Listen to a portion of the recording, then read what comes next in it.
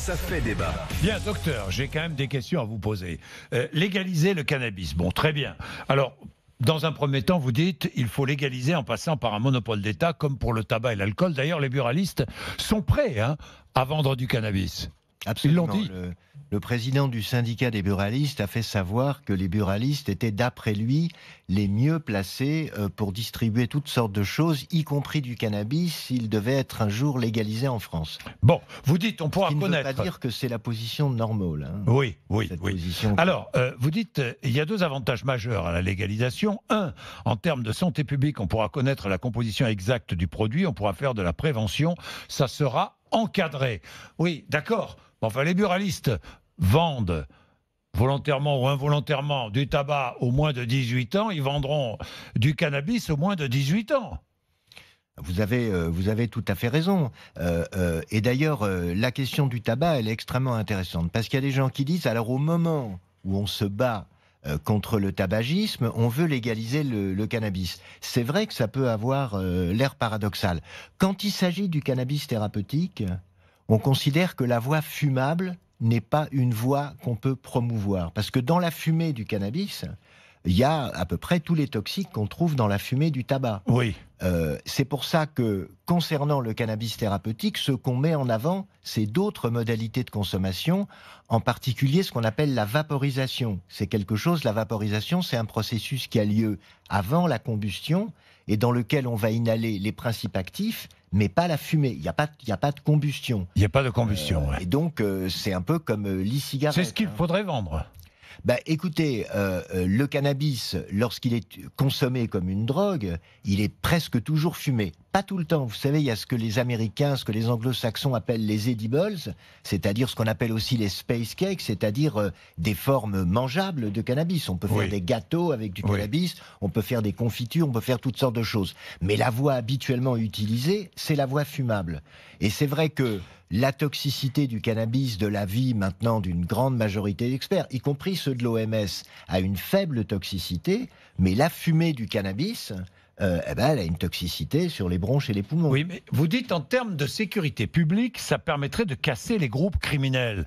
Mais moi, j'en suis pas sûr, parce que le prix du cannabis chez un buraliste sera peut-être plus élevé que le prix du cannabis qu'on pourra trouver dans un trafic, dans un quartier ou je ne sais pas où, dans la rue. Bien sûr, c'est tout à fait exact. Avec un produit qui sera peut-être moins bon, bien sûr, mais moins contrôlé, mais ça existera toujours, le trafic. Bien sûr, mais regardez, si par exemple je dis alcool, est-ce que je parle de cidre ou est-ce que je parle de vodka ? Avec le cannabis, c'est un peu la même chose. C'est-à-dire qu'il y a des cannabis qui sont très faibles en THC. 1%, par exemple, en Suisse, on a le droit d'utiliser du cannabis jusqu'à 1%. Et puis, il y a des cannabis à 5, 10, 15%. Et c'est pas du tout la même chose. Concernant le prix, on va dire que le grand avantage du monopole d'État, c'est qu'on peut précisément fixer le prix. Encore faut-il que les substances soient comparables. C'est sûr que si l'État, à travers un certain nombre de dispositifs, vend du cannabis avec un taux de THC très faible, le marché clandestin continuera à prospérer. Donc il faut que l'État vende du bon cannabis, quoi, si j'ai bien compris, soyons clairs. Du bon avec cannabis. Avec un taux assez élevé, quoi. Non, pas nécessairement, pas nécessairement. Regardez, il s'est passé quelque chose de très intéressant avec ces boutiques de CBD qui ont toutes fini par être fermées. C'est qu'un certain nombre de personnes, en particulier les gens qui travaillent, étaient assez contents de consommer une substance qui finalement avait peu d'effets psychoactifs. Donc il n'est pas certain que ce sont les cannabis les plus dosés qui rencontreront un succès public.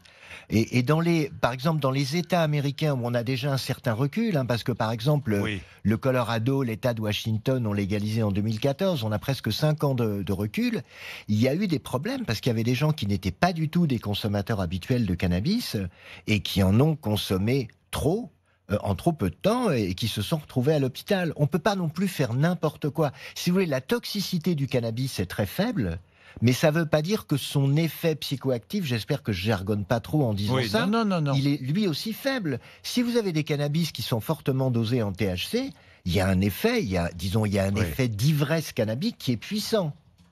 Merci, docteur. Merci. Vos 30 propositions de loi citoyenne, vous continuez à voter. rmc.fr, nous ferons le point tous les jours, ne vous inquiétez pas. Et nous rééditerons l'émission en public et en direct qui a eu lieu vendredi dernier.